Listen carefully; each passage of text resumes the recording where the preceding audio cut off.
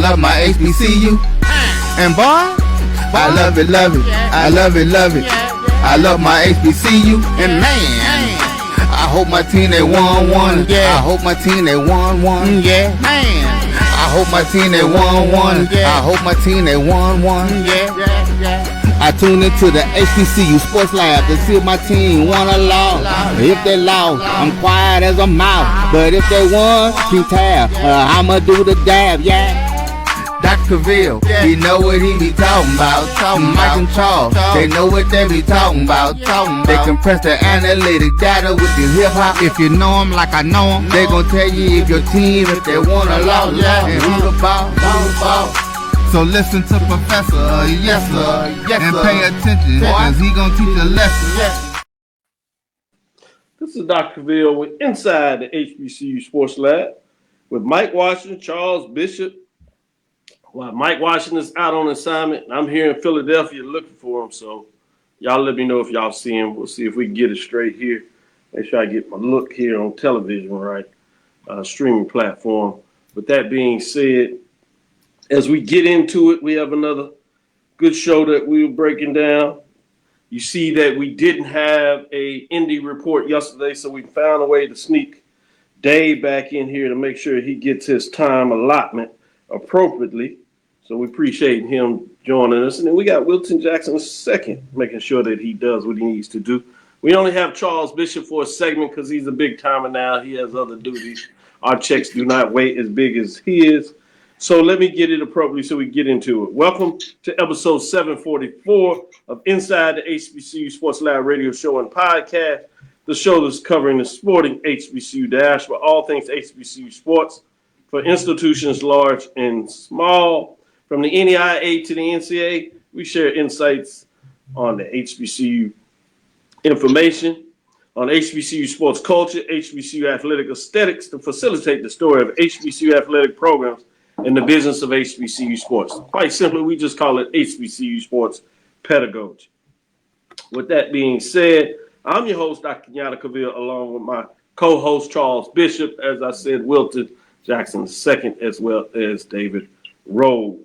As we continue to push through it, you know how we do it. We got to give a shout out to the Texas Radio Hall of Famer, multi-Hall of Famer Ralph Cooper in the beautiful home of Texas Southern University from Houston, Texas.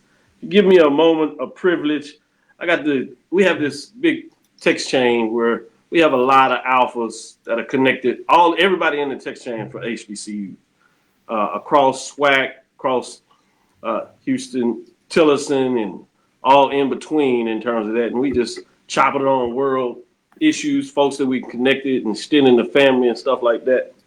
So a lot of folks, particularly Alan, Joe Clay, Charles, we watch Dr. Greg Carr. So I'm here in Philadelphia at the conference, taking some time here to look at the Black Male Educators Convening. One of the guys that we chop it up and really affinity to, it happens to be a brother alpha as well, is Dr. Greg Carr, African American Studies at Howard University. And I've been chasing this brother for about 5 years. So if y'all allow me to do this, I got to take this little time. For about 5 years, just to introduce myself and how much I respect the work he's doing. I've utilized it in the classroom after I moved from one paradigm. As you grow academically, you continue to move in terms of using sports and using the Africana Studies framework to deliver that social versus the governance. And you probably hear it in some of the things I talk about here and there. Hear me frame that. I've been chasing him a little 5 years, went to Howard University, was excited, just knew I was going to go over to his office, just pop up. At that time, they were doing construction where Africana Studies at Howard University. So they were working at home. So I missed him a couple of times. And I came here last year to do some work. I couldn't get in because of the work I'm doing at Texas Southern University early. But this time I was like, I'm getting there early. I'm getting there. So I come up and just want to introduce myself. And he says, Dr. Cavil, before or as I'm trying to get out my name, Kenyatta Cavil, and say everything, he say, Dr. Cavil. I'm like, what is going on here? He say, yeah, I say my name. He said, no, I know you. You do the HBCU Sports Lab show on YouTube. I watch you all the time. Man, I hadn't been more of a cheerleader, I don't think, ever in my life. And I was like, wow. And he's like, you got to exchange numbers. So, man, so he said, we're going to have to chop it up. So I had to put that out there. So, brother, Dr. Greg Carr, just want to say appreciate you, everything, the work that you're doing, and certainly trying to make sure that we push things forward. And you utilizing that framework and sharing it with the world, myself, means everything. And the graciousness that you had, got a chance to see the panel that they were on. All of them were extremely knowledgeable in terms of what that looks like. So get a chance, I'll share more about the panel. But let's move on. How's everybody doing today? Doing well, Doc. Doing well. Good stuff. Dave, how are you? Likewise, I'm doing excellent, man. It's been a good week. This is the last work day of the week. I only got to work one day next week, so I can't complain one bit. Yeah, that's always good. Wilton? I'm doing good, Doc. Excited about these games coming up this weekend on both fronts, playoffs and regular season for the SWAC and MEAC too. Yeah. Dr. Greg Carr was serious too. Brother Carr was like, so who, Delaware State going to Atlanta? He said, Jack, don't get it done. I said, man, there's this team at this institution, South Carolina State. They might have something to say with that. He said, well, I'm rolling with you. Whatever you say, I'm going with you. I'm just saying, I'm going to tease it out. Let the guys do their part. But that was hilarious. I was like, man, hadn't had a good feeling like that in a long time. So with that being said, Dave, how are you? No, I'm doing great, man. I'm not complaining one bit with regards to everything that's going on. These games are going to be awesome this weekend. I am going to Jackson, Alcorn. I'm going to the Soul Bowl. I guess the Capital City Classic in Jackson. Now that's the Soul Bowl. Yeah. Okay, it's the Soul Bowl. All right, because I have some confusion about that. Thank you. So I am going to the Soul Bowl this weekend, so I'm looking forward to that. And when I first bought the game, when I bought the tickets to the game, I'm thinking this ain't gonna be much of a game. But now there's a lot on the line in this game. Now, Alcorn can play spoilers, and I'm pretty sure that's a beautiful place to be when you know you ain't gonna go anywhere. You can ruin somebody else's day. So it's gonna be interesting. Yeah, it's good stuff. I've had to spoil my boy Allen. He going to the Soul Bowl. So if y'all connect, you'll see him with some HBCU Sports Lab gear on, running around there, checking it out. Mike and I, if I can catch him, somewhere in here in Philadelphia, we're supposed to leave Saturday morning. We're going to go down to Orlando to check out the Classic. Yeah. So that's one thing you'll see about what we do on this show inside the HBCU Sports Lab. And David is part of that now with the Indy Report. You'll see that we like to get around. We like to see the HBCU culture. So not only are we just talking about our institutions, which is obviously important and great, but we really are into understanding whether it's SWAC, MEAC, Indies, right? We're also talking about SIAC, CIAA. We like to see these events so we can tell you not just in terms of what we heard, not just about the great coaches and players and those, whether they own the seats, hot seats, on the ledge, as Charles likes to say. We want to get you inside so you can see. So we're for the people and see you down there. So just getting that down there and letting you know what that looks like. With that being said, let me go to you, Charles. How are you?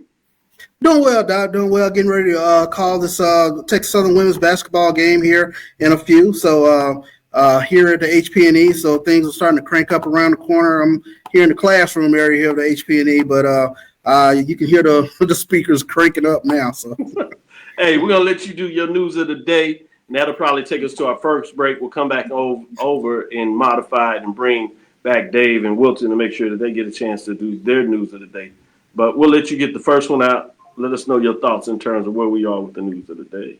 Sure thing. Well, let's take a look at the SWAC Football Weekly Awards, as the SWAC has tabbed Texas Southern's KJ Cooper and Charles George, Florida A&M's RJ Johnson III, and Jackson State's BJ Washington and Kai Collins, and Alabama State's Deshaun Smoot for SWAC Football Weekly Honors as the co-offensive players of the week were KJ Cooper and RJ Johnson. KJ Cooper, he went 17 of 20 for 210 yards and 3 touchdowns in Texas Southern's 35-30 win over Southern. RJ Johnson, he led Florida A&M's passing attack with 299 yards through the air, tossing 3 touchdowns without an interception. The co-defensive players of the week, B.J. Washington finished the game with 3 tackles and a pass breakup while he helped seal the game with less than 30 seconds to play when he picked off a Wildcats pass and ran it back 82 yards for a touchdown.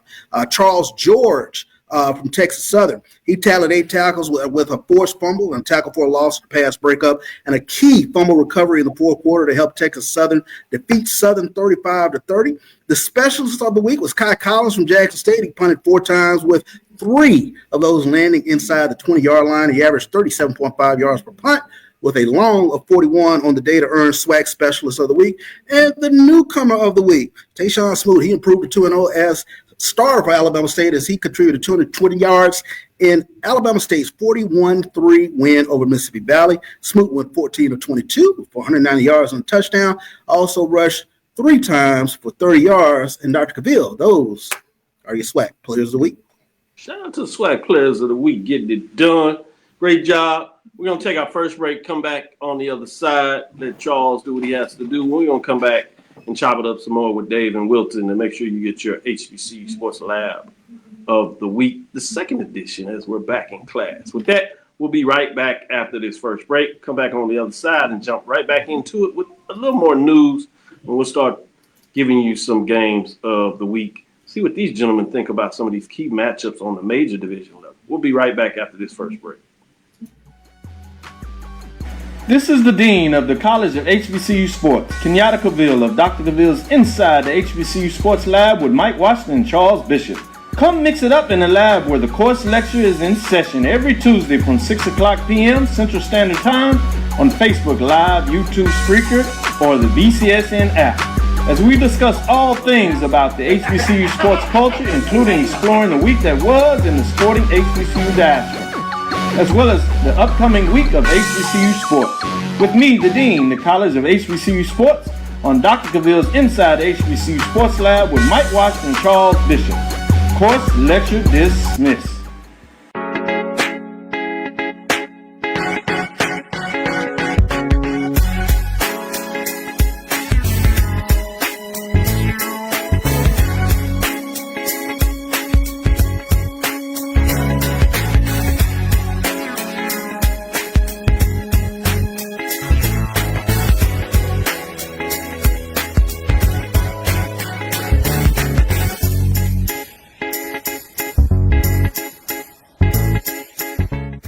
It's never too early to plant the seed, to share the tradition, and instill a sense of pride in your HBCU with your little ones. HBCU Pride and Joy Children's Boutique helps you share your school spirit with a wide selection of adorable kids apparel and accessories officially licensed from your favorite HBCU. Visit hbcupridejoy.com and follow us on all social media at HBCU Pride Joy on Facebook and Twitter. For over 30 years, HBCU Image has been more than just an apparel store. We've been a movement, a state, a legacy.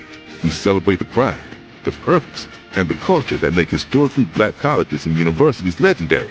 Whether you're a student or a lifelong supporter, our gear lets you wear your HBCU story with confidence and style. Because when you wear HBCU Image, you're not just wearing clothes. You're wearing culture. You're wearing pride. You're wearing purpose. HBCU. College football fans, the Cricket Celebration Bowl is celebrating 10 years of crowning an HBCU national champion. A champion will rise at Mercedes-Benz Stadium on December 13th as the MEAC and SWAC champions clash in Atlanta. Join us for championship football, interactive fan experiences, and iconic marching bands. It's an HBCU family reunion that you don't want to miss. See who will be crowned the next HBCU national champion. For event and ticket information, visit the Compress the analytic data with your hip hop. If you know them like I know them, they gon' tell you if your team, if they want a lot, and who the ball. So listen to Professor, yes sir, and pay attention, cause he gon' teach a lesson. This is Dr. Cavil with Inside the HBCU Sports Lab with Mike Washington and Charles Bishop. But we have none other than Wilton Jackson II and David L. Rhodes. With that being said, let's get into some more news of the day. Let me start with you, Wilton. What's on your mind for this Thursday? So, Doc, I'm going to get into some of the MEAC weekly football honors. South Carolina State quarterback William Atkins IV was named the MEAC Offensive Player of the Week. Delaware State's Wayne Favors III was named the Defensive Player of the Week, while South Carolina State's James Reddick II was named Offensive Lineman of the Week. Morgan State's had a player that was named Rookie of the Week, and South Carolina State kicker Nico Cavanilis-Alti was actually earned specialist accolades for this week. William Atkins IV completed 24 of 36 passes for 314 yards and 3 touchdowns, and leading the Bulldogs to a 34-27 win against North Carolina Central. He recorded a long pass of 51 yards and helped guide South Carolina State to a 6th straight win. Wayne Favors III recorded a 91-yard interception return for a touchdown in a win versus Howard. He added 3 tackles, 2 solo, and 1 pass breakup in the one victory. James Reddick II anchored the Bulldogs' offensive line that produced 454 yards of total offense in the win versus North Carolina Central. Raymond Moore III completed 16 of 22 passes for 183 yards, and 2 touchdowns in a win versus Norfolk State. Nico Cavanilis-Alti converted his second 50-yard field goal of the season, the longest in the conference this season, in the Bulldogs' 34-27 win against North Carolina Central. He also connected on a 28-yard attempt and went a perfect 4-4 on PATs. Alti recorded 6 kickoffs for 375 yards, averaging 62.5 yards per kick with 1 touchback. He also accounted for 10 points in the win. Good stuff. Shout out to the MEAC Players of the Week. It's showtime now. David, what's on your mind in terms of this week? I want to give a quick shout out to the Lady Aggies volleyball team. They just got their first postseason win today against College of Charleston. They swept them 3-0. They play Hofstra tomorrow in the semifinals of the volleyball tournament. Proud of those ladies. I wanted to give them a quick shout out. You can do a little more than a quick shout out. That's a big deal. It is a huge deal. Those ladies have been working hard all season. They've always been preseason. They've always been ranked lower than what they should be. For them to make the postseason 2 straight years and finally get a win in the playoffs is big. Yeah, and I think they got a pretty good shot against Hofstra too. So we should see if they get the Hofstra. I think they got a shot to win it all. Wow, nice. Yeah. You can't be short with that. You got to sneak that last part in there. Absolutely. I know how you are. You fine. We love the Aggies on this show. We might give. Oh, absolutely, absolutely. I was watching the game. I was getting tense watching it. They pulled the sweep off. They pulled it off. Good stuff. Good stuff. Let me go back to you, Wilton. What else is on your mind before we move into some of these matchups? So we had I know we talked about this briefly the other day. I think you might have ended the show with it, Dr. Cavil, but the SWAC announced the SWAC TV regular season lineup for the 2025-2026 women's basketball season. Texas Southern, Grambling, and Prairie Texas Southern at Grambling and Prairie at Southern will tip off the SWAC women's basketball matchups on SWAC TV on January 1st. The scheduled SWAC TV games is highlighted by several rivalry matchups, including Southern at Grambling State, Alabama A&M at Alabama State, Southern at Jackson State, and Texas Southern at Prairie View. Southern, Alabama A&M, and Mississippi Valley State and Jackson State will close out the regular season slate of SWAC TV games for the league on March 5th. They also released the men's basketball schedule. Prairie View A&M and Grambling State and Alcorn State and Jackson State will tip off SWAC men's basketball matchups on SWAC TV on January 3rd. The schedule is also highlighted by rivalry matchups between Southern and Grambling on January 17th, Alabama A&M and Alabama State also on the 17th, along with Jackson State and FAMU on January 26th, and Texas Southern and Prairie View on January 31st. Good stuff. Good stuff. You can pull that back up, Roy, in terms of sneaker shop talk. Man, we try to give these folks their own show on Wednesday. We got to win, though. That's the problem. We got to win, Dr. Cavil. We got to win. Hey, man. Now all of a sudden, they got something to say. Not too much to celebrate in the world of Tennessee State. I get that. But TSU basketball player Andrew Nkrumah was named OVC Player of the Week. Yeah, let's make sure we get that out there. We gonna absolutely. Y'all bleeding over it. Give you a whole hour, man. Give me a whole hour. Look, man. Parent-teacher conferences, bro. Parent-teacher conferences. You want to hold hand in the paper talking about you gonna take? No, it's late. Now I will say this about Tennessee State, man. I need them to beat Charleston Southern this weekend. They got to beat Charleston Southern this weekend. It's imperative. Yeah, I agree with that. Anything else that you want to put out there, Dave? To piggyback on the SWAC TV, man, I love this. The fact y'all have so many basketball games on the network, that is huge. That is huge, I tell you. Yeah, I'm glad you brought that back up because we ended the show with it Tuesday, and I'm glad that Wilton dropped it back in case some folks missed it. And if nothing else, just to talk about the importance, as you talked about, David, that's the next step. And you're talking about like 57 games on the yes, women's. It's 55 on the men's side. That's nothing just to shake your head. That's a lot of work, a lot of intentionality. And you're talking about providing the inventory necessary for SWAC TV and what we've seen and the interest and the visibility of how you're able to get all these games from football season. If basketball season is anything like that, that is big time. And so I'm glad that you put that back up there.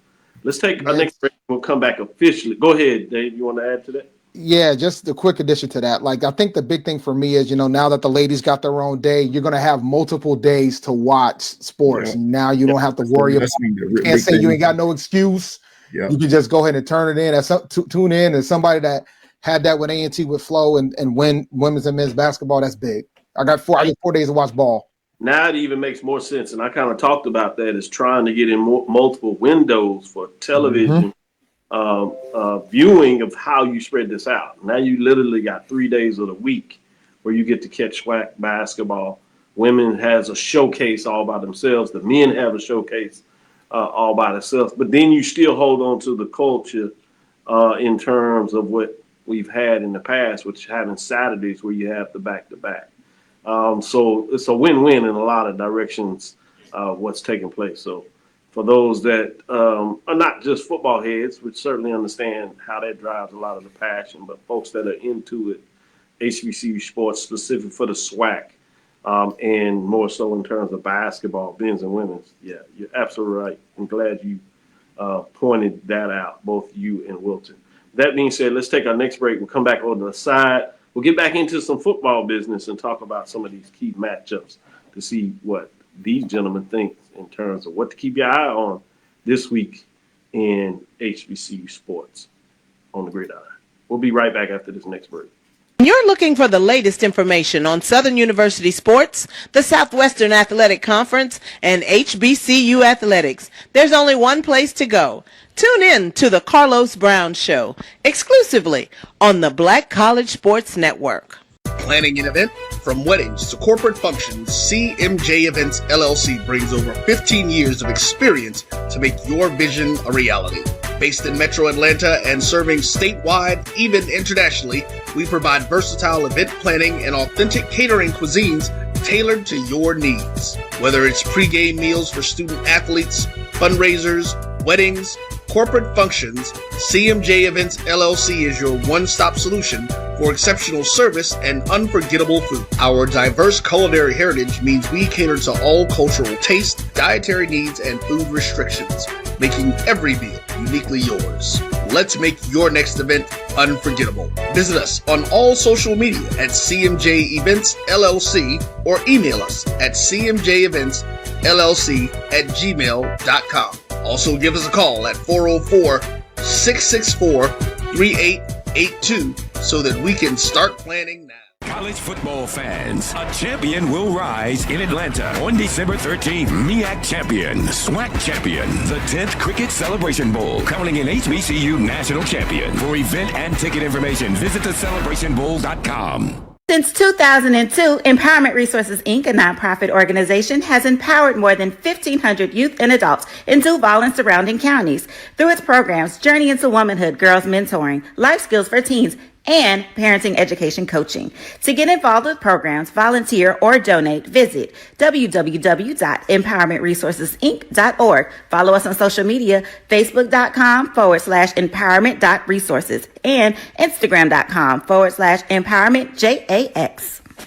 For over 30 years, HBCU Image has been more than just an apparel store. We've been a movement, a statement, a legacy. We celebrate the pride, the purpose, and the culture that make historically black colleges and universities legendary. HBCU Image, a Kenny T's company. ESPN Events presents Red Lobster Band of the Year. Returning to Atlanta on December 12th, 4 bands will qualify for the big stage, where 2 national champions will be crowned. Follow us for rankings updates throughout the season, and join us on December 12th for event and ticket information. Compress the analytic data with your hip hop. If you know them like I know them, they gon' tell you if your team, if they wanna lose, and who the ball.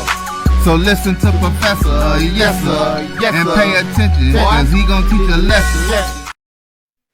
This is Dr. Cavil with Inside the HBCU Sports Lab with Wilton Jackson II and David L. Rhodes. The professors are in the building. With that being said, let's get into some of these matchups. We'll start with some major division matchups, and we'll see if we can get into some of these playoffs as well.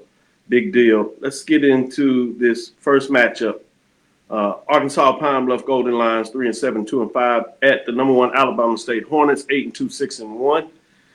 Can the Golden Lions find a way to close this season on a winning note, or will Alabama State continue to do what they've done all year long and put one more marker on the winning ledger to get closer, essentially where they should end up with a 10-win season, which is nothing to shake your head out? David, what are your thoughts?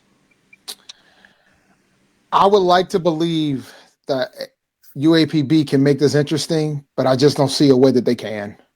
And I think we're going to see Alabama State get a 10-win season after going to the Turkey Days Classic. I don't expect this game to be close.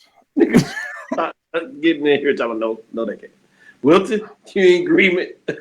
Oh, absolutely. Like I said, I love Coach Alonzo Hampton at Arkansas Pine-Bluff. I love his energy. But this team, this Alabama State team, is just too talented. I don't see them losing against Arkansas Pine-Bluff. They have a lot at stake. They're hoping Jackson State stumbles to potentially, obviously get a berth into the SWAC championship game. So I definitely expect Alabama State, even with their backup quarterback with Tayshawn Smoot, that rushing attack with Holtzclaw and Marcus Harris II, I really expect them to get it going fast. And I definitely think by halftime, this probably won't be a game. David, we didn't get to do this to you, but you are one of the voters. People don't realize that. I'll put that out there. So let me give you the top 7 in terms of this week. Grambling State Tigers, number 6 North Carolina Central Eagles. Is this? No, that's from a week ago. Let me see where the actual top 7. Yeah, this is right. And number 5 is Delaware State Hornets. At number 4, Prairie View A&M. Number 3, Jackson State Tigers. At number 2, South Carolina State. Number 1, Alabama State. You see, we did get a flip. Everybody stayed in the top 7. We got a couple of folks that got some first place votes that hadn't had them before. And we got a flip from Jackson State, South Carolina State. Where were you in terms of how you think about the top 7? I would only flip Delaware State and Prairie View. Okay. So outside of that, everything is fine to me. Like, I think South Carolina State's earned the right to get the 2. Like, I beat them up pretty bad at the beginning of the season, especially after that Charleston Southern loss, but I think they showed me enough to warrant 2. Mike and Wilton were talking about on Tuesday that if Jackson State wins and they add a Eastern Division championship, then they would flip and put them number 1 at the conclusion of the season, even though at the time you had the loss to Grambling and Alabama State was continuing to win and on one of the longest winning streaks. Are you holding Alabama State number 1, or does the division championship hold some additional credibility? If I would say this, Alabama State could potentially fall to 3, but I'll probably put SC State at 1 if they win. If they win the MEAC on Saturday. I see. So you would push probably Jackson State up. I have to. Carolina State wins, you push them to 1. Jackson essentially to 2, and Alabama State falls to 3. Yeah. I see that. Did you want any of that, Wilton, or are you going to wait to? You know where I stand with this. I'm talking about in terms of, you said Jackson number 1. I think you had him number 1. Yeah. But do you keep South Carolina 2, or do you drop Alabama State to number 3? Yeah. Yeah, I would absolutely have Jackson State 1, South Carolina State 2, 3 Alabama State, and then 4 Prairie View. Good stuff. Dave, not to say that we didn't give him a chance to talk about the top 7. we can get back into the matchups. Go ahead, Dave. You want to add something else? It's tough, right? Because I think Alabama State's the best team out here right now. Like, I think they're the best team in HBCU sports, but it's just the penalty of losing to Jackson in that close game. And they don't really have a shot for the FCS playoffs, which is unfortunate. Not besides the fact they're Turkey Day Classic, but how they scheduled. So it's just unfortunate. I'm not surprised. I mean, it's people's vote, so there might be some folks that keep Alabama State at number one. The question is it enough? How many collective votes will have them at number one? I think you'll have some folks, regardless of what takes place, as long as they win, obviously, this week. Yeah. Regardless of how it does, some folks probably will keep Alabama State number one. But it'll be fascinating to see. Obviously, the games on Saturday have to be done. Delaware State still has a chance to shock the world. Prairie View, in a couple of weeks, whether it's Alabama State or Jackson State, they'll have a chance to make their closing statement. So it'll be interesting. It's not over. It's not a far-gone conclusion, as there are bids on the line for the Cricket Celebration Bowl. And then there's a thing that game has to be played as well. It's going to be fascinating to stretch, seeing what that looks like as we prepare, get into the holiday, as we move on to 2 versus 5, the big-time matchup. Is we might get a chance to talk about, is it time for multiple postseason events, and maybe dream up some matchups. We'll do some AI, take some framework and see what it would look like and people's thoughts if we add on some of those matchups. But with that being said, let's get in this next one. 2 versus 5. This is your former home. You still keep up with a lot of the MEAC. Obviously, you talk about it on HBCU 90. And then on your own show with your indie cohorts. Obviously, most of the focus is there, but there's times when there's crossover games. And sometimes you just need to talk about matchups. But with that being said, sticking with you, David, and we'll come back to Wilton, your closing statements on this. Where are you going with this top 5 matchup, 2 versus 5, the number 2, South Carolina State, the reigning MEAC champions? They have to go on the road, second consecutive week. They did it last week with a top 7 matchup, defeating North Carolina Central, a grudge match that those two teams seem to have every year the last couple of years. But you have the upstart Delaware State Hornets. Both of them come in at 8-3, 4-0, identical records. Who's going to pick up the Cricket Celebration Bowl ticket? So before the season started, nervous, Wilton. Listen, man, before the season started, I said whoever takes out the school down the road will get a donation from me. So the winner of this game is going to get my donation. I think it's going to probably end up being South Carolina State. I love Delaware State's rushing attack, but they're going up against the number 1 rush defense in the MEAC in South Carolina State. And I'm very concerned about Delaware State defensively, particularly on the pass defense side, because South Carolina State has the number 1 pass offense in the MEAC. Yes. So I'm concerned about that. And I'm also concerned if Bennett can throw the ball when they're going to need to, because I have a feeling that South Carolina State's going to try to stop the run at all costs, because that's what their bread and butter is. Like, Delaware State has double the amount of rushing yards as South Carolina State, like double. That's what they do, right? But we saw them be able to win games even when the run game's not going. But this is going to be a tall task. I'm taking South Carolina State in a close one here. Good breakdown, Wilton. Doc, kind of put your points on it. Any additional notes that you come with over the next couple of days? I mean, last couple of days that you've had to turn on this. Where are you now as we close it out? So with this, and he just laid out all the stats. Like, I won't even lay out the stats like that. I just think that this game is going to be a close one. And I definitely think it's going to come down to potentially whichever team has the ball last, in my most humble opinion. Like, because we already know Delaware State is going to try to run the ball, or they're going to attempt to run the ball. But I think South Carolina State is going to definitely be able to kind of tighten up on their run just a little bit. I think for South Carolina State too, though, while we put a lot of pressure, or not necessarily pressure, but we look at a lot of what Atkins has been able to do through the air. If you remember the last week when they beat North Carolina Central, they won off of a touchdown off of a run.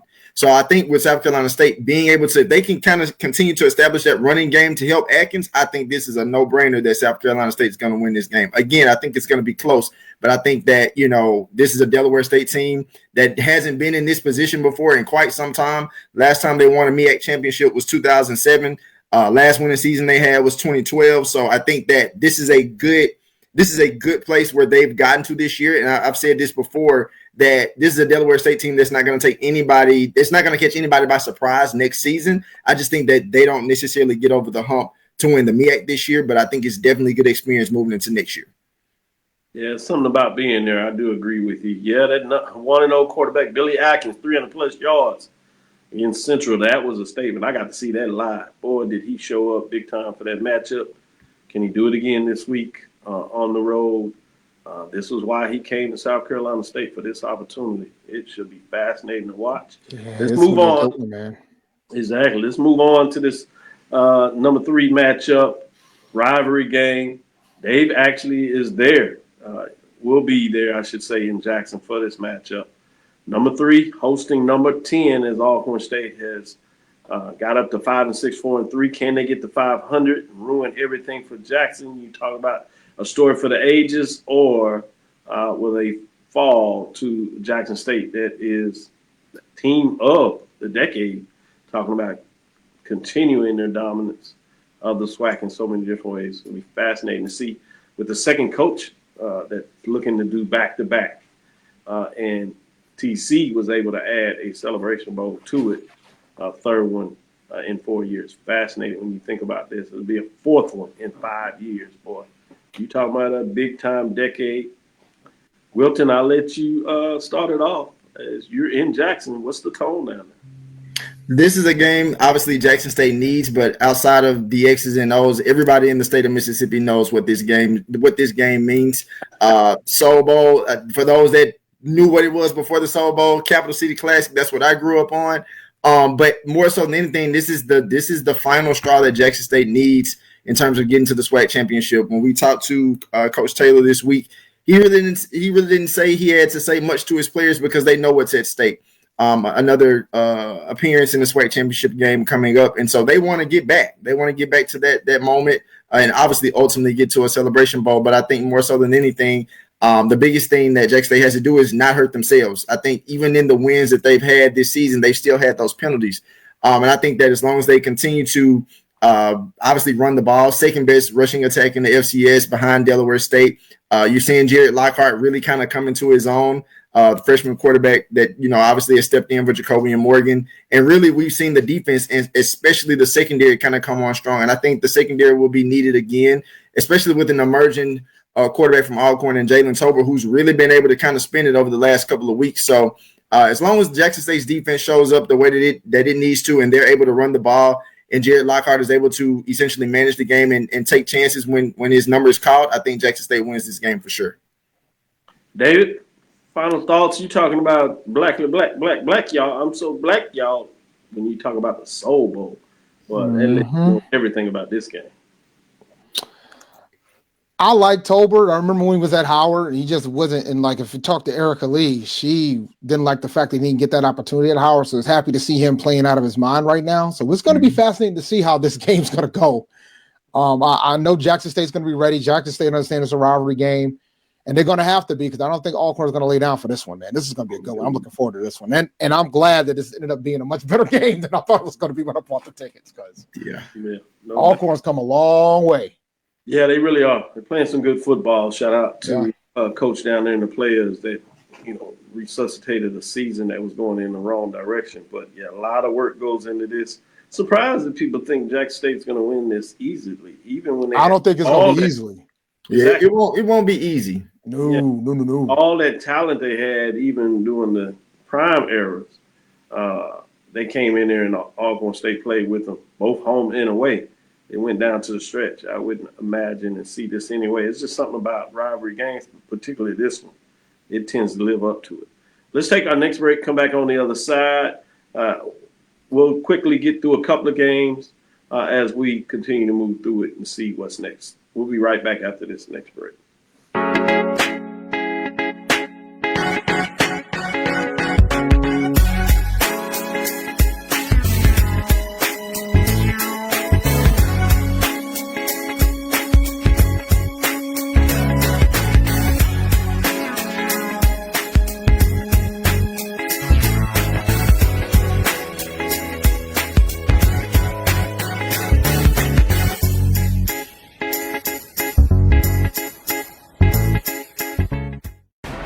football fans, the Cricket Celebration Bowl is celebrating 10 years of crowning an HBCU national champion. A champion will rise at Mercedes-Benz Stadium on December 13th as the MEAC and SWAC champions clash in Atlanta. Join us for championship football, interactive fan experiences, and iconic marching bands. It's an HBCU family reunion that you don't want to miss. See who will be crowned the next HBCU national champion. For event and ticket information, visit thecelebrationbowl.com. For over 30 years, HBCU Image has been more than just an apparel store. We've been a movement, a state, a legacy. We celebrate the pride, the purpose, and the culture that make historically black colleges and universities legendary. Whether you're a student or a lifelong supporter, our gear lets you wear your HBCU stories with confidence and style. Because when you wear HBCU Image, you're not just wearing clothes. You're wearing culture. You're wearing pride. You're wearing purpose. HBCU. With over 25 years of serving our communities, Destiny Financial Services, a division of Global Life, is here to help you and your family through difficult times. From cancer care to accidental industries to cardiac care, we all know that there are times that you can't control what happens in your life, but you can be prepared to weather the storm when it comes.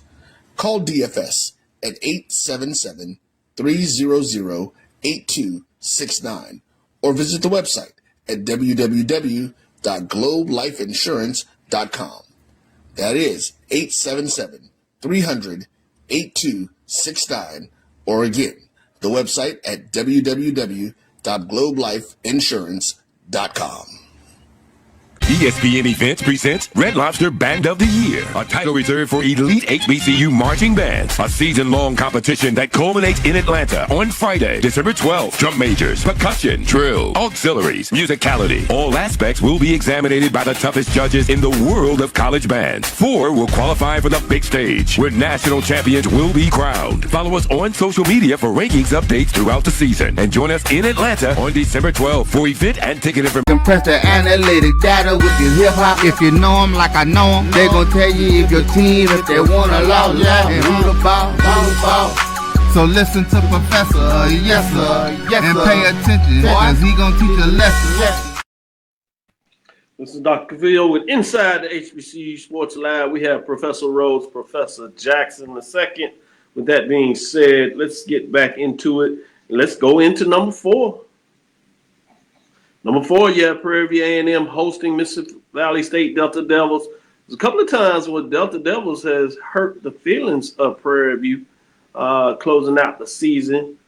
Prairie View is looking a little different this year. They're sitting there at 8-3, 6-1 to close out the season. Clinched everything last week in the 4th spot, but I'm sure they want to go out and get that 9 wins. They hadn't had 9 wins since that magical 2009 season with KJ Black quarterbacking the team, getting it done. And that was under Dr. Henry Frazier III in terms of what he could get done. None other than defensive coordinators putting a lot of work, doing the work that calls the games now. So get into that a little bit. Let me go to you, David. What's your thoughts in terms of this matchup? With Prairie View wrapping this up, I don't know. Are they going to play all their guys the whole game? With the SWAC championship coming down the pipe, right? Because they don't, all due respect to Valley, I don't think they need their starters to be Valley at home. I know there's probably a potential for them to get the home field, but I still don't know if that's worth the squeeze. Because if Jackson loses, then the SWAC championship will go to Prairie View, correct? Yes. Well, no. Jackson and Alabama State has to lose. Both of them. Oh yeah. All right. So that's the case. Then yeah, I would sit our guys because I don't think Alabama State is losing. Yeah, I think if anything about Jackson, he's going to come up harder to paint. I think it's part of the game, but he's going to be smart with it. I think they're going to try to get it done early, but importantly, they want to win this game. So it'll be fascinating to see what that looks like in this matchup. So great points you make there. Something to keep your eyes on. How long do players play, and what does Valley do to push Prairie View to play players maybe longer than they would want? Mm-hmm. Wilton, what are your framing of this matchup? Similar to David, I mean, it's one of those situations where, like, if you don't necessarily have to play your starters the full time, I personally wouldn't. And to his point when he said that, in terms of them getting a win against Mississippi Valley, I absolutely expect Prairie View to get this win against Mississippi Valley. But I think also on the other side of that is you also want to kind of go out and end the regular season with a win and still kind of have some momentum going into that, not the next week, but the following week into the SWAC championship. So just, you don't want your starters to be super lax, but at the same time, you still want them to have that in-game experience to make sure that they know that this game is still important. And like I said, I absolutely expect Cameron Peters, Chase Beeman, Josiah Rockwell, and that defense that the Panthers have basically fielded all year to be strong and basically shutting down the Delta Devils and getting a win.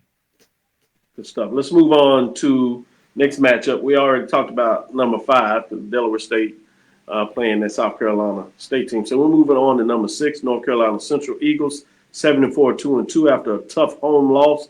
The number 2 South Carolina State Bulldogs. They had Morgan State Bears. They got a big win. They didn't go 0-4, got that over Norfolk State. That was a good matchup. Bears are still fighting. Do Eagles understand the importance of trying to get to 8 wins, closing out the season after a tough loss? Or do you see Bears maybe find a way to get this done? Where are you with this, Wilton? I see Central getting this win. This is not a team that I would like to think that's going to go out and end their season on 2 back-to-back losses. And it was an emotional loss to South Carolina State. So I definitely think that Trey Oliver will have his guys ready, to go to take the field in this game on Saturday. I absolutely expect Walker Harris to have a strong game. I expect Christian Mosley to dominate. Even though he's, this is an Eagles offense that's going up against a pretty stout Morgan State defense that we've seen, stand tall in different cases and situations. Especially, I think back to that moment against Delaware State where they almost had the win against Delaware State on that in that game. So I'm expecting North Carolina Central to win this game, but I do think it could definitely be a contest for sure. David, I know you don't say the team's name down first doing the school down the street. What are your thoughts on the Eagles? Do they get it back in the winning streak, or why can't they just lose back-to-back games? Why can't they just lose back-to-back games? I'm asking you. Maybe one thing I will say about Morgan State, their record doesn't indicate how bad they are. They're not that bad. Like they're a very good football team. Yeah. They've had 6, maybe 7 games where they lost less than 7. Yeah, at least 5 for sure. They've found way, like earlier in the season before A&T was getting 60 dropped on them in consecutive home games. We were that, like we were like in 1 possession games in these CAA matchups. Right. And so my biggest concern for Morgan is they lose their focus. Maybe because the big thing that I noticed too is that after we got the win, we just laid a tremendous egg with the next opponent. Good right. point. So my biggest concern with Morgan is hopefully they can make this an interesting game and not look over themselves and then the school down the road goes down there and drop 50 on them. Like I don't want that to happen to them. It's been a while to see those boys in Durham sitting at 3rd place in the conference. It's been a while. It's been a couple of years since we've seen it. Since pre-pandemic is how long it's been since they've been 3rd in the conference, which is where they're going to sit. So I know they probably want to close this out with a win. Let's move to the next one. 7 is off this week. They play in the Bayou Classic next week with Grambling. So we're moving on to 8 versus 9 rivalry, another rivalry game. This was in Florida, Orlando. We're going with Mike, as I said. We'll be down there courtesy of Roy, making sure that we can get media passes for this game. We'll put in a little work along with him in terms of SWAC TV. So we're excited about being on location. That's number 8, Florida A&M Rattlers, 5-5, 4-2. They're looking to push forward, get over the 500 mark in terms of this season. Obviously, they tend to close things out here, but they do have that Valley game on Thanksgiving Saturday, if you would, now because it was rescheduled. So they're 4-2 overall, coming off a big victory. You got number 9 Bethune-Cookman Wildcats, 5-6, coming off a tough loss to Jackson State. That's a couple of tough losses. Week before that against Grambling. They're trying to get to 500 to have a solid overall season in terms of where they started from, 4-3. Dave, where are you with this matchup? This is like Aggie Eagle. Jobs can be had when you don't win this game, and so right. Jobs can be had, and Bethune. It's been a little while since Bethune has gotten this one, so I'm picking Bethune here. I'm picking Bethune to take this one because they're due. They're due. They look like the better team. I'm taking Bethune here. Interesting. Wilton, where are you with this matchup? This is a Southern. You pick Southern when they. Are you going to be like maybe a little different here? I want to hear this. So this is a battle between two teams that's desperately trying to finish with at least a 500 record. When I look at this, in today's point, FAMU has kind of controlled this classic for some time. It's been a while since Bethune-Cookman had, and before I make my pick and the decision, I mean, shout out to Raymond Woody and what he's been able to do with that program this year, because I don't think anybody thought that the Wildcats would be sitting where they are right now. And like I said a couple weeks ago, we were talking about Bethune-Cookman still kind of being in the race to potentially, make moves in the SWAC East. But the reason I'm going to give my edge to FAMU versus Bethune-Cookman is more so of this. And FAMU's averaging 22.6 points per game. Their passing attack has come along strong. But Bethune-Cookman, we know obviously what Cam Ransom can do, strong passing attack, but they're giving up 32.6 points per game. They also gave up like 30 points to Mississippi Valley.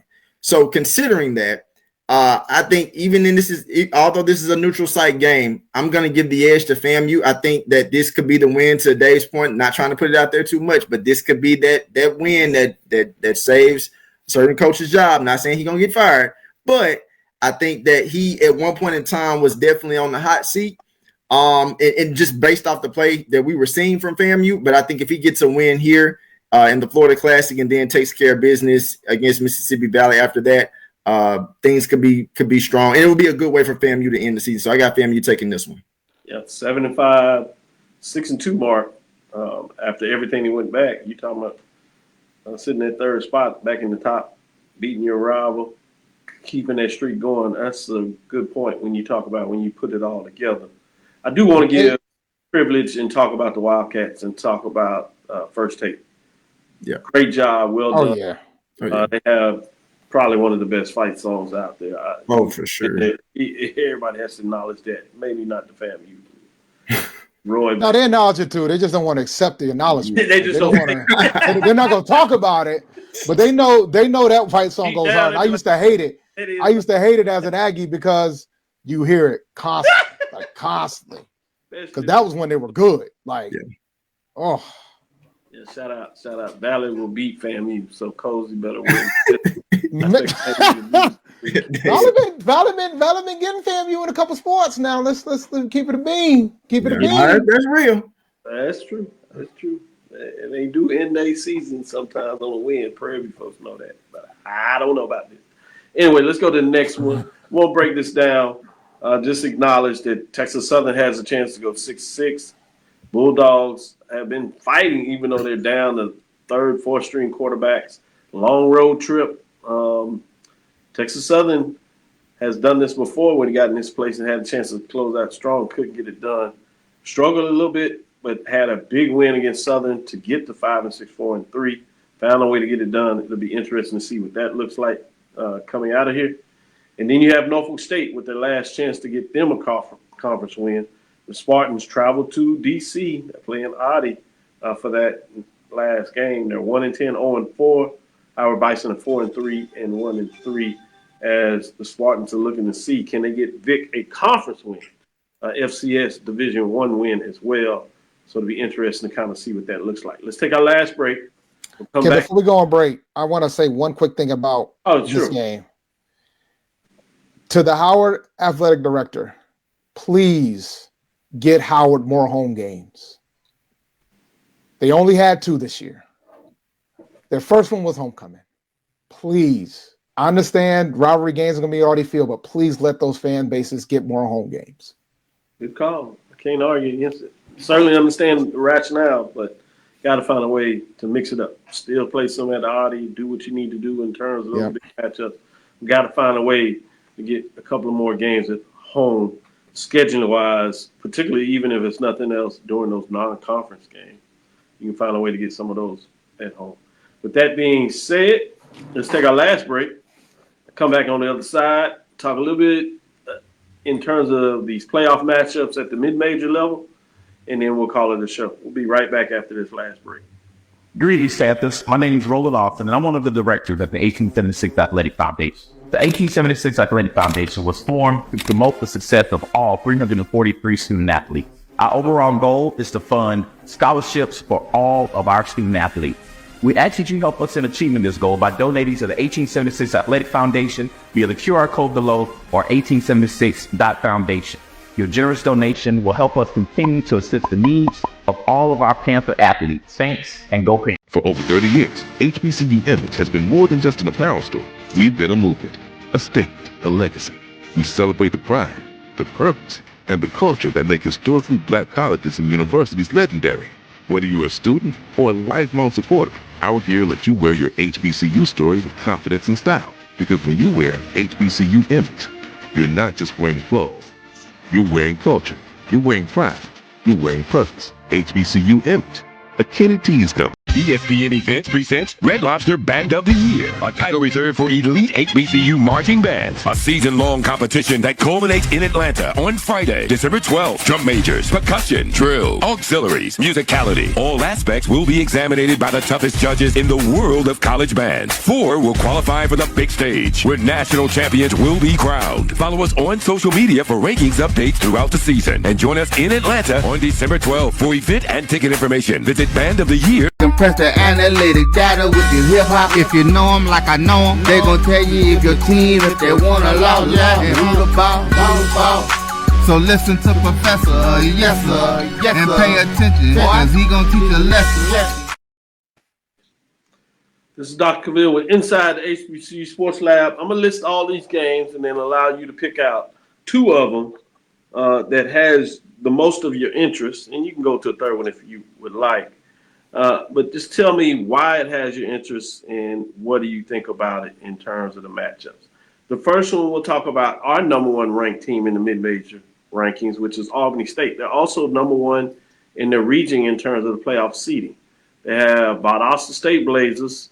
Anybody that follows Division II, particular HBCU programs in the playoffs, knows what Valdosta State Blazers. For those that don't but follow at the major level, you probably heard of the name Valdosta State because Jackson, that is current football coach at Prairie A&M University, was coaching at Valdosta State last year and took him to the NCAA Division II championship game.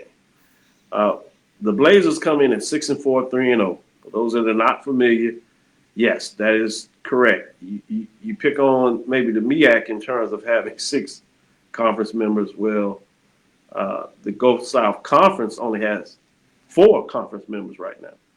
Some of them have left to the Carolina Conference, and others have moved up to the FCS Division I in terms of that. So, more importantly, Albany State Golden Rams 10-1, 8-0 out of the SIAC. Solid season. A lot of folks had paid attention to them, particularly the Rattlers, with Gray being the quarterback there.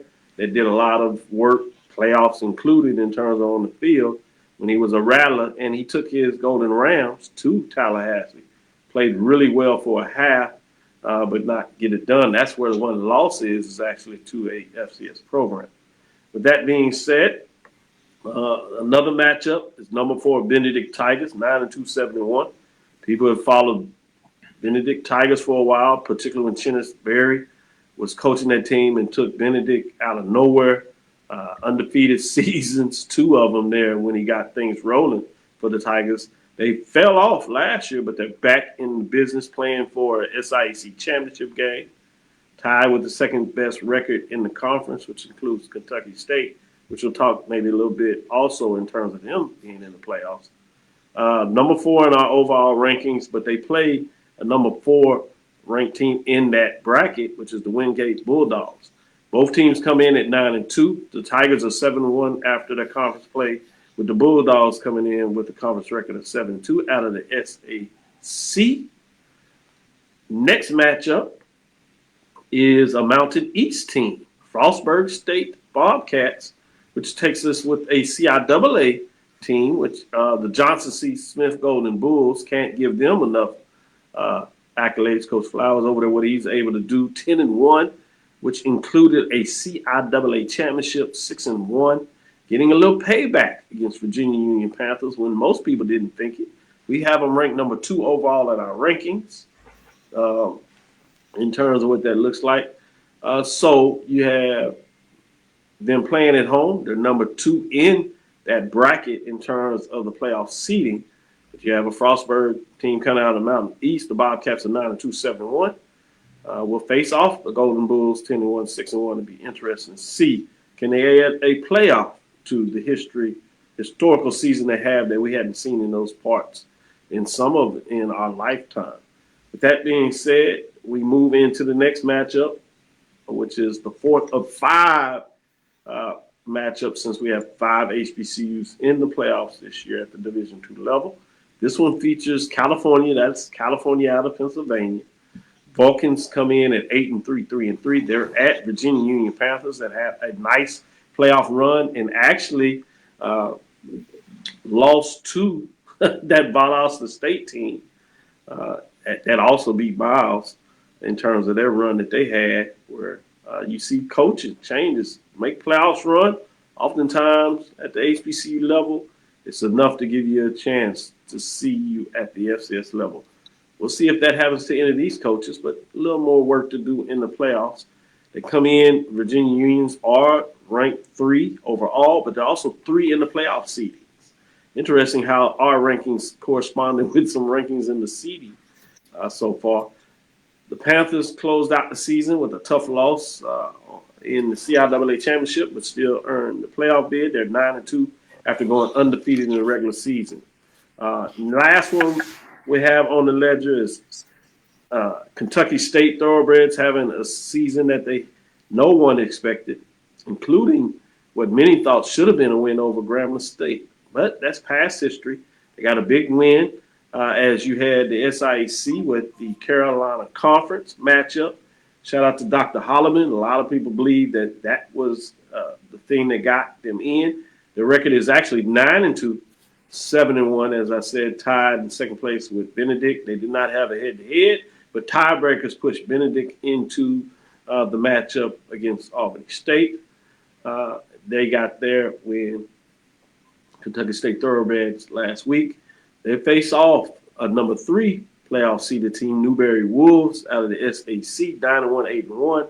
And as you see, we do have Kentucky State ranked 5th in our rankings as they actually pushed up and got into the 4th slot after Benedict's loss. With that being said, starting with you, David, what of those 5, what stands out to you? Are there a couple of games that you have interest in seeing how it goes, trying to take a sneak peek or watching the games, or certainly looking at who's able to get out of those games? And then I'll bring it to you, Wilton. Okay. Albany State versus Valdosta State is the one I'm intrigued by, because Valdosta State, man, they're known as like the HBCU killers. They always take us out in these in the D2 playoffs, and we're overdue to take them out for a change. Knocking them out in the first round would be a beautiful thing to see. So I'm going with that. And I think Quinn Gray is going to bring his boys out there and get it done. Good stuff. Good stuff. Is he still interviewing, or is he going to have a couple? I'm pretty sure he's going to be interviewing. I don't blame him. I would be interviewing too. Yep. There's gonna be some jobs available after Saturday. Yep. Interesting. Good point. I just had to put it out there. He certainly has done his part. Wilton Jackson. But we want the interview. We want the interviews to be virtual, because that means he's winning. We want the interviews to be virtual. Right. That's right. That's right. Good point. Wilton. So, like Dave, Albany State, Valdosta State is definitely on my radar of one to watch. We've seen the incredible season Albany State has had on the field. I hope that people don't get the record for Valdosta State being 6-4 as a slight to them. They also still playing in one of the toughest conferences in D2 football, especially with dealing with like high-powered offenses, and that's what Albany State presents. So I think that I would like to see today's point. I would like to see Albany State go ahead and put Valdosta State out, but I do think it's going to be a tough matchup. I also think that Isaiah Knowles has to have close to a perfect game, and for him to have somewhat of or close to a perfect game, it's going to start with Albany State's front seven. They're going to have to be locked and loaded and ready to basically protect their quarterback. Something to think about when it comes to Valdosta State, they have a strong secondary, so Knowles definitely has to be smart in his decisions and when he puts the ball in the air. So that's one of them. That's one of the matchups. And then that Johnson C. Smith matchup against Frostburg State. Intrigued by that. The same one I was gonna pick, man. Yeah, like that matchup has me intrigued. I love the way that Coach Flowers has really, gathered this Johnson C. Smith team. Again, a year ago they were in an interesting spot, or nearly the same spot. This year they got over the hump to end the season. They come out, win the CIAA, and now they get a chance to really show off like what they've been able to do all season, and whether that's the play that we're talking about from Kelvin Durham, but then also I think the key in this game for them is really going to be the ground game with Bobby Smith. Can they establish that against Frostburg State? And I think that their chances of doing that, if they can do that, they have a chance of winning this game. So that's one also that I have my eyes on as well. Yeah, one of the receivers for Johnson C. Smith decided to hop into the portal, which is disappointing but understandable. Yeah. So I hope that's not that big of a factor in this game. But this is another game I'm putting on the radar because Johnson C. Smith ain't been here, man. So I'm intrigued by this. Off that alone, I'm intrigued. Good stuff. With that being said, any last thoughts? I'll take you, Wilton, and then David, in terms of as we start to close up the season, some big games we have coming out here. What are your thoughts, Wilton, in terms of this weekend to kind of close out the regular season for most teams, particularly with these rivalry games? We do get spoiled in the SWAC where we have next week, where we have a couple of more that we will get into at that time. But what are your final thoughts? Doc, it's been a really good year of football, man. When you think about like the MEAC, and again, none of us probably thought Delaware State would be where they are, and the job Deshaun Jackson has done as head coach, obviously the assembling the staff that he put together.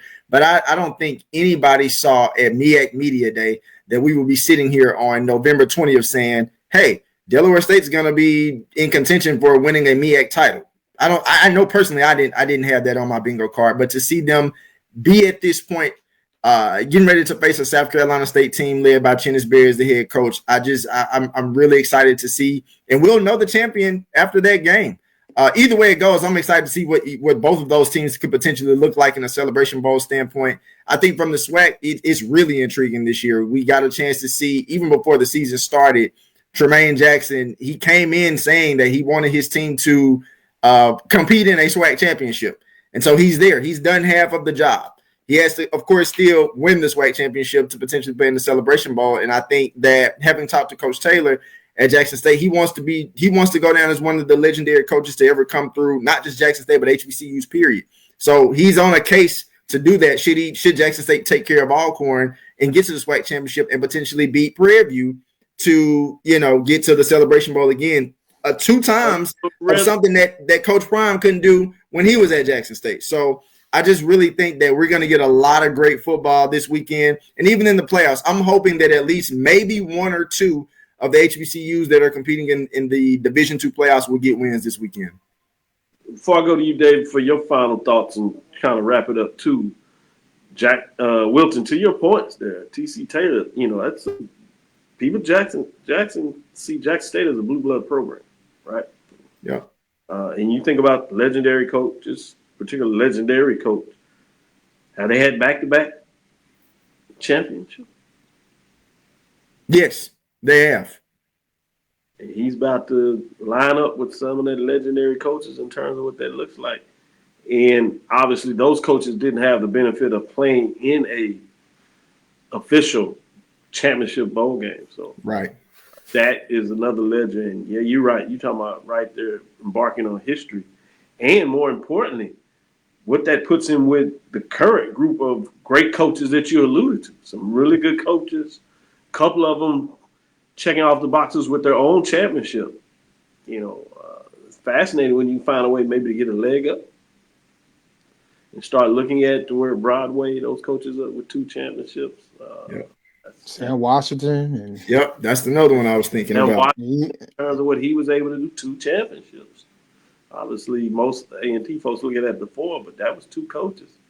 So, 4 and 3 and 3 in a row. 3 in a row. We got to don't forget the 3 in a row. So he got to get this first one, and then at least we can revisit it if they can get it done. So, yeah, it's a lot on the line in terms of closing out this season. Obviously, I'd imagine if I know anything about T.C. Taylor, he's all worried about the game on Saturday. He'll let y'all talk about all this other stuff. But, David, after Wilton broke it down with some great comments to close it up, what are your thoughts? Chance to kind of close up the season. You didn't get to do that on the Wednesday show yesterday because you had other things that took it out. And I'm sure you'll come back and visit this. But if you share with us at this point, how do you kind of put in the package this football season? As an Aggie fan, it exceeded my expectations for the A&T football team. But when we talk about the MEAC, we might have a scenario where a first-year head coach wins the MEAC in consecutive years. Yeah. If Delaware State pulls this off, either we're going to have Delaware State do it again. I expect Deshaun Jackson to win Coach of the Year regardless of the result on Saturday, in my opinion. Yeah. But then we're going to have Chennis. That's a strong case for it. Yeah, like I think it should be a no-brainer. I think we can argue if Chennis wins, if the Talking State wins, but I think nobody saw what Deshaun Jackson did. No. Nobody. Except for him. Maybe him. It's a no-brainer. Right? You certainly could see if they go with Chennis. Because on the other side, you have a fact that he hasn't lost a game in 4 years. Right. Game in 4 years. Yeah. So either way, there's going to be some big things that you can write about in this matchup, getting it back to. So that's wild when you think about what he's able to do in terms of 4 straight years postseason play. If he gets that done, that's ooh-wee. I mean, the MEAC, it wouldn't be the first time. It wouldn't be the first time the MEAC gave the Coach of the Year of a team to a coach that didn't go undefeated in their conference. It wouldn't be the first time of them doing it. It wouldn't be a precedent set. You have a chance. This is a year where you have a chance to have 2 new entrants into this Creation Bowl. Prairie View and Delaware State are on the edge, cusp of that. So yeah, it's big time. A lot of different things that happened in this season, and then you could have it with 2 first-year coaches. Prairie View. You could have a championship with 2 Division II coaches coming into there. So a lot of fascinating when you think about what that looks like. Wilton said he want to hear about none of that. Because that you weren't included in none of the equations, Wilton. He said, I told you when I want to see the first part. But what we could do, we'll have Jackson State and South Carolina State for the 3rd time in that bowl game. Yep. Which they'll match A&T and Alcorn, and people are gonna get sick of seeing y'all. That's what they do. Yep. Get sick of they will. They're gonna get sick of seeing the same matchup. I ain't gonna lie, because I don't dislike A&T, but I kind of got tired of seeing A&T and Alcorn. Graham kind of changed it up a bit, but after that, it was, you know what I'm saying? Like, I'm intrigued to see a different matchup, but I mean, I wouldn't be shocked if we see Jackson State, South Carolina State again. But it'll be intriguing to see if Jacoby Morgan gets back in time. So there's a lot of other factors involved that are making it a lot more intriguing if it is a 3rd round for that. Exactly. I want to give a shout out also Instagram. Somebody went back and did the matchups in terms of what would a postseason ball game look like at they said Division II mid-major level between the CIAA, SIAC. They went back with the champions from 2019. Obviously skipped a year with COVID because Division II didn't play. But that was intriguing to have a history lesson, get some dialogue between those fans before they get into the playoffs in terms of representing their conference. And you're seeing a little more of that as both of the commissioners of the CIAA, SIAC have been able to create those matchups at the beginning of the year. Obviously, this will be the 2nd consecutive year where the champions will kick off things in the Black College Hall of Fame Classic. Fascinating, but they also had those 6 other games that had 7 matchups between the CIAA, SIC. So that's fascinating to see how that looks like. And seems like a little bit of energy is there. The other thing that I'll close on this, we don't have to talk about it. We'll push this to next week, but I want to tease it out. If Jackson State wins on Saturday, it means again you could potentially have a 10-win team in Alabama State. What would that look like in terms of a matchup with North Carolina Central? They're able to get the win and get to that 8 postseason bowl matchup. Obviously, this would be further into the bowl season after everything is settled. But what would be the interest of a bowl game between those? Do you have essentially you have a de facto championship game in the MEAC? So whoever loses that, whether it be Delaware State and Prairie View in terms of a matchup in the bowl game, or if it would be a South Carolina State, Jackson State game with the other two playing in the kickoff, would people still have an interest in that type of matchup? So a lot of things there, fascinating. I guess we can't keep out Grambling. They can win in the Bayou Classic. They get to that 8 wins, so it'll be fascinating to see what that looks like. So you're starting to have teams that are getting ways to get more non-conference wins, getting those records up. Is it time to look at postseason for more teams outside of that, more bowl games, see what that looks like. With that being said, let's close it out right here. This is Dr. Cavil's Inside the HBCU Sports Lab. I want to thank you for listening to HBCU Sports Lab. Make sure you share our podcast with your friends and our colleagues. I am Dr. Kenyatta Cavil, the Dean of HBCU Sports, come from inside the lab in the College of HBCU Sports with Mike Washington and Charles Bishop. Today we had none other than Wilton Jackson II and David L. Rhodes pushing us through for another great show. Again, we want to thank you for listening to Dr. Cavil's Inside the HBCU Sports Lab with Mike Washington and Charles Bishop every Tuesday and Thursday at 6 o'clock Central Standard Time. And Sunday, we'll be back to give you updates how things closed out this week.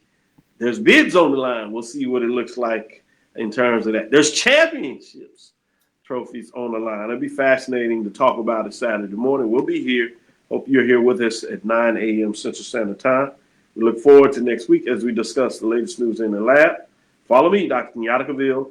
That's Threads, Facebook, and Instagram, DrKenyattacavil. I'm going to go see if I can find Mike, if he will give a brother that came all this way. Check him out in Philadelphia, see if he'll get a chance to give me some time of the day. Inside the HBCU Sports Lab 1 on Facebook, Inside the HBCU Sports Lab on YouTube. See how your brothers do your day. Left you hanging. Cold-blooded. Dream big. Continue to move forward. We'll talk with you soon. Wilton. Of course. David. Lecture. Dismiss.